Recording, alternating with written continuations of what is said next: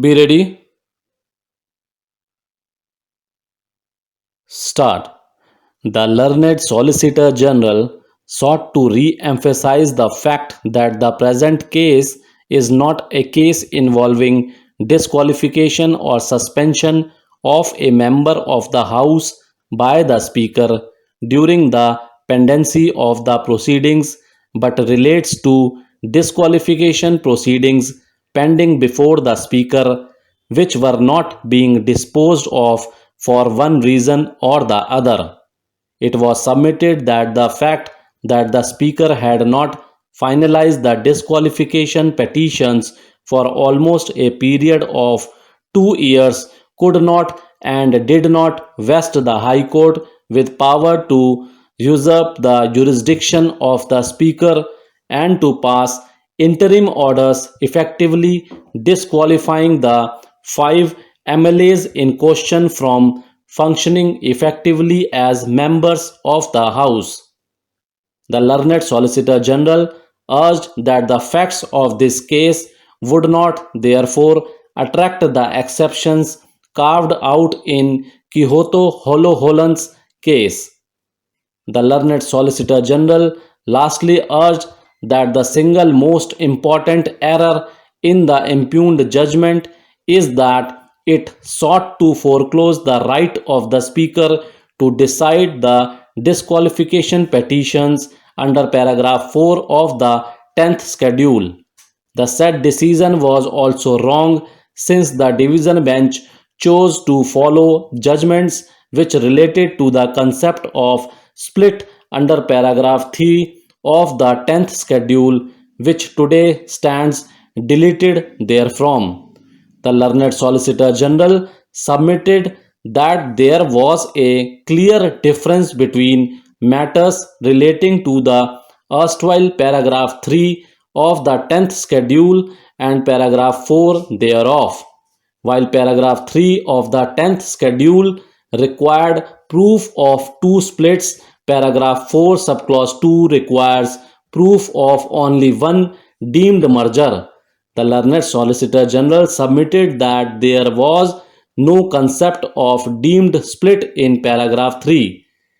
It was submitted that paragraph 4 subclause 2 is meant only as a defense to a petition for disqualification, and the same would succeed or fail depending on whether there was a deemed merger or not. It was further submitted that under paragraph 4 of the 10th schedule, the Speaker was not the deciding authority on whether a merger of two political parties had taken place or not.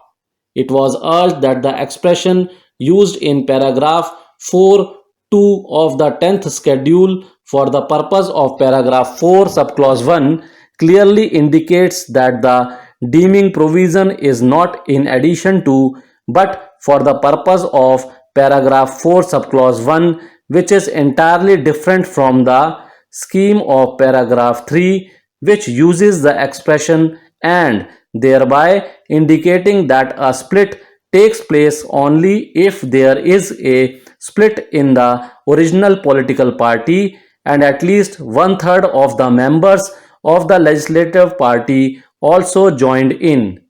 It was further submitted that the use of the expression if and only if in paragraph 4 of the 10th schedule is to re-emphasize the fact that the Speaker cannot decide whether merger of the original party had taken place, as he is only required to decide whether merger was a defense in a disqualification petition filed under paragraph 6 of the 10th schedule. The learned Solicitor General then urged that the submission advanced on behalf of the respondent number 1 that, in view of the delay by the Speaker in disposing of the disqualification petitions, this court should decide the same was wholly misconceived since it presupposes the vesting of power to decide such a question on the court, though the same is clearly vested in the Speaker. Even otherwise, In the absence of any special leave petition by the respondent number 1, the most that could be done by this court would be to dismiss the special leave petition. According to the learned Solicitor General, the aforesaid questions, which involved interpretation of the Constitution, were required to be decided by a bench of not less than 5 judges in view of the constitutional mandate in Article 145, Subclause 3 of the Constitution, before a final decision was taken in these appeals. From the submissions made on behalf of the respective parties, certain important issues emerge for consideration. One of the said issues raised by Mr. Nidhesh Gupta concerns the competence of the High Court to assume jurisdiction under Order 41, Rule 33 CPC when disqualification petitions were pending before the Speaker and were yet to be disposed of. Another important issue which arises dehors the submissions made on behalf of the respective parties is whether the question of disqualification on account of merger, which had been accepted by the Speaker, could have been entertained by the Speaker under paragraph 4 of the 10th schedule when such powers were vested exclusively in the Speaker under paragraph 6 thereof.